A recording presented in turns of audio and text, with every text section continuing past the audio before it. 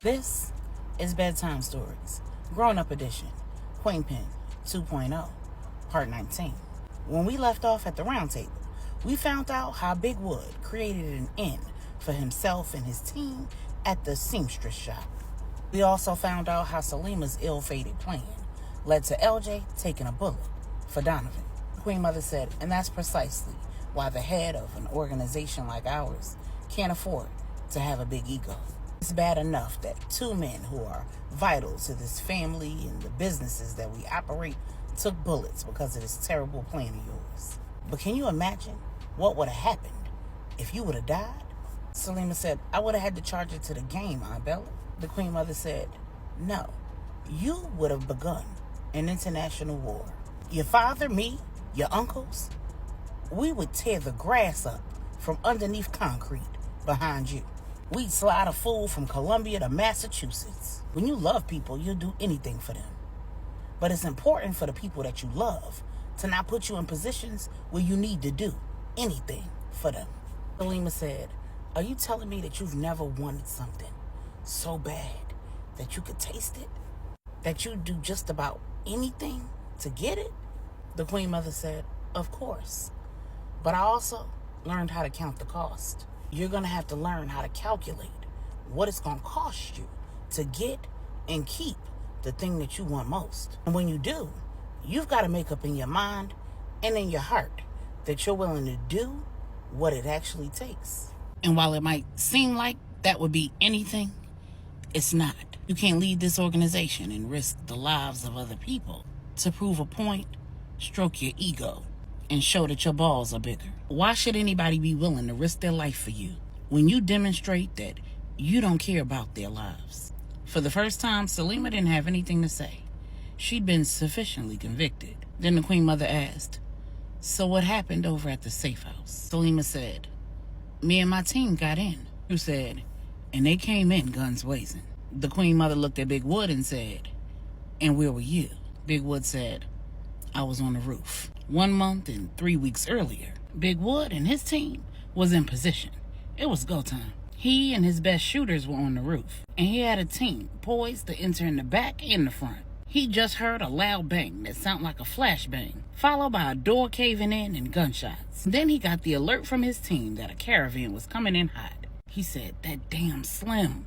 He quickly checked LJ's location and he knew something was wrong. Not knowing what he was walking into, he told his men at the front and the back to hang tight and wait for the caravan to come in. Big Wood said, take everybody out, but make sure it's not friendly fire. Then he dispatched a fourth team to go to LJ's location. He said, go in cold. I don't know what I'm sending you into, and I need you and him to come out alive. He gave the men on the roof with him the signal, and they went in.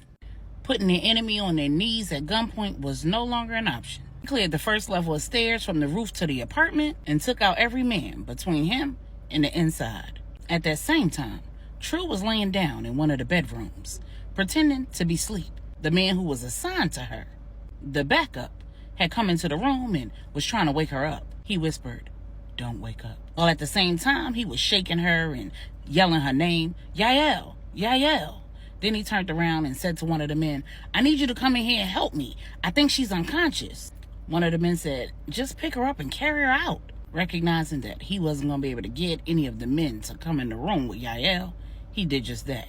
He picked her up and Tru laid there like she was limp, unconscious. He carried her out the back door and several of the men trailed out behind him. They ran out the back, jumped in an SUV and sped off. The men who were guarding the back door abandoned their post and ran for the hills. And the team that Wood had on the back door made entry, led by Wise. Wise was in the know, and he knew that all that gunfire he heard wasn't just Big Wood and the Morenas. Big Gangster was on the scene, and she was laying him down. He was going to have to get to her and somehow manage not to get shot himself, and keep the men on his team from getting shot. With the way clear, he led his team to the front door, and he took one man with him up the stairs. The men he left at the front door were responsible for ensuring that none of the Morena's men who pulled up with that caravan made it inside. He radioed to Big Wood and the person who was heading up the team at the front door and let them know what the play was in an attempt to limit friendly fire. And as he made his way up the stairs, he came in contact with a man who was creeping up on the apartment door. He heard Salima yell to her team, "Let's go, let's go!" And then he watched as the man took aim at Salima. And before the man could let off a shot, he blew his head off. He heard Salima let out an involuntary expletive. And she and Rennie came around the corner, guns aimed at him. Salima said, "What the hell you doing here?" Wise said, "You're welcome. Let's go." And then he went back down the stairs, and they followed behind him. Salima had lost several men, so she had the rest of her team collecting them, because no man could be left behind. He called his team that was at the front door, and they led the way to the back door, where they provided cover for Salima, Rennie, the men who were being helped, and the men who were being carried out. They all piled up in the SUVs and made their way back to Salima's safe house. By the time Big Wood cleared the apartment, Tru was nowhere to be found. On the verge of losing his mind, he turned to the man who was in charge, and he had flipped using his son, and he said, "Find out where she is right now, or your son and your wife are gone." The man immediately called the second in command. He had no idea that man had been flipped too. So when the man answered, he asked him, "Do you have Yael?" When the man said yes, he said, "Where you taking her?" The man said, "I was getting ready to call you and find out where you wanted me to take her. You in charge." The man said, "Take her to the warehouse." Then Big Wood said, "Let's go. You coming with me." Big Wood and his team packed up and rolled out with the head man in tow. They arrived in the vicinity of the warehouse, just what Big Wood expected. It was covered in soldiers. Santiago Marena's right-hand man had already alerted several of the sergeants that the head man for the operation may have very well have been flipped. And he was smart enough to know that there was at least one other man who might be questionable too. He just didn't know which one. So when they got the word to head to the warehouse, all of the sergeants called the right-hand man. And he sent every man who wasn't on another job, who was alive and available, to the warehouse. Meanwhile, at Salima's safe house, pandemonium had ensued. At about the same time that Wise and his men and Salima and the rest of her team arrived at Salima's safe house, a doctor was arriving. Big Wood's team had found and extracted Donovan and LJ, brought them back to Salima's safe house, called Samuel's right-hand man, Marley, and Marley had called in a doctor. Both LJ and Donovan were wearing vests, but the bullet that LJ took entered right above his shoulder, completely missing the vest. And Rennie was inconsolable. "Oh my God, this is all my fault. If I would have never came here, my brother wouldn't be shot. What am I going to do if he dies? Regina is going to kill me." And for Donovan's part, he was trying to console her. "Baby, it's not your fault. He's not here because you are. He's here because I called Q. Hell, he was already on his way before I called Q. If it's anybody's fault, it's mine, because he was trying to protect me." Salima said, "Both of y'all pull yourselves together, because we still have a job to do. LJ know what's up. This is a part of the game. Let the doctors do what they do, and we'll get him back to the States as soon as possible. Meanwhile, we need to go get Tru and back up Big Wood. The Morenas is going to send in everything they got, and if we fall back now, we're going to lose her forever." LJ said through clenched teeth, "Salima's right, but Rennie, you need to stay here with me." Rennie said, "Oh, hell no. I'm going to get my best friend back, and I'm going to enact some damn revenge. They done shot my big brother. Heads are going to roll." Salima, Rennie, and the remainder of her team, and Wise and his portion of him and Big Wood's team. On the way, Wise connected with Big Wood, and together they coordinated a plan. Wood and his team was going in the front. Wise would take Salima and her team to the back. Everyone was in position, and Big Wood was just waiting for the sign. The second in command told him that he'd give him a sign when it was time for him and his team to make their move. About 20 minutes into their wait, the sign came. They heard gunshots coming from inside the warehouse. At the round table, the Queen Mother asked, "How'd you get the drop on them, Tru?" Tru said, "After they carried me into the warehouse, the second man continued trying to wake me up. When I heard the other men talking about seeing cars in the vicinity and their need to gear up for war, that's when I came to. So the second man brought me my blood sugar meter, my needles, and my insulin. And when I checked my sugar, it was extremely high.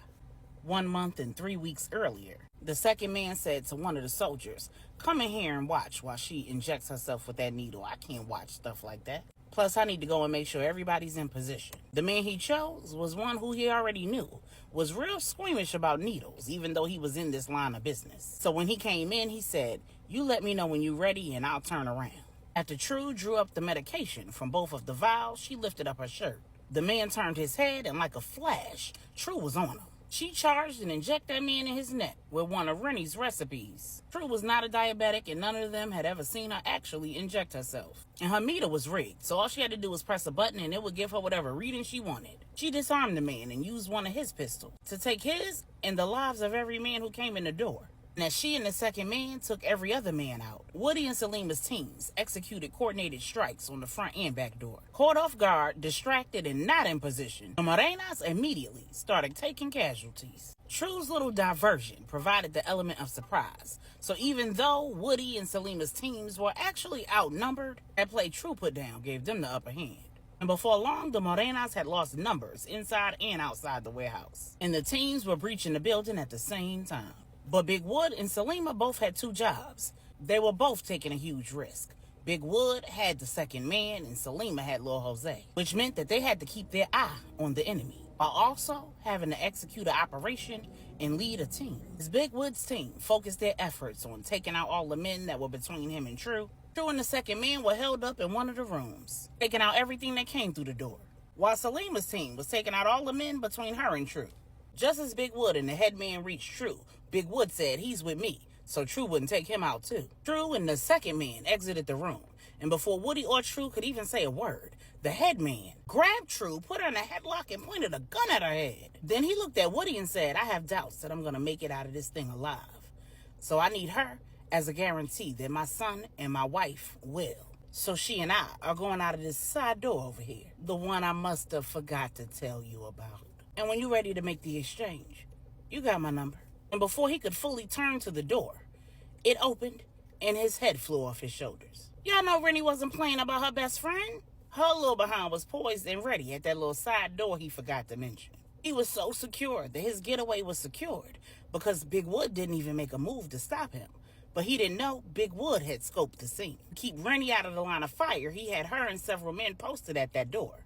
After Rennie shot his head clean off, she said, now enough is enough. Boy, ruck and get stuffed. Boy, luck is a must. Boy, nuck if you buck. While she was singing Crime Mob and celebrating, Big Wood was examining Tru from head to toe. He said, Lil' mama, which one of these niggas did this to your face? Point him out and I'ma kill him. Tru said, it was Jira, and I had to let her do it. You know I could have took her. Then two shots back to back rang out. When Big Wood, Tru, and Rennie turned around, Wise and Lil Jose were both laid out.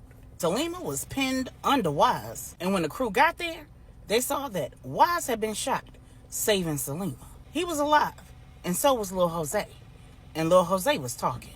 He said twice, Talia, you ruined my life. I thought you loved me, Yael. How could you do this to me? He'd seen the way Big Wood was touching Yael and the way Yael was responding. And he knew then, immediately, that she was not who he thought she was. Just like Talia. Before Tru could put him out of his misery, Big Wood said, nah, that's all me. Then he stood over Jose and said, you fell in love with who you thought she was. I'm in love with who she is. And then Big Wood put Lil Jose's lights out.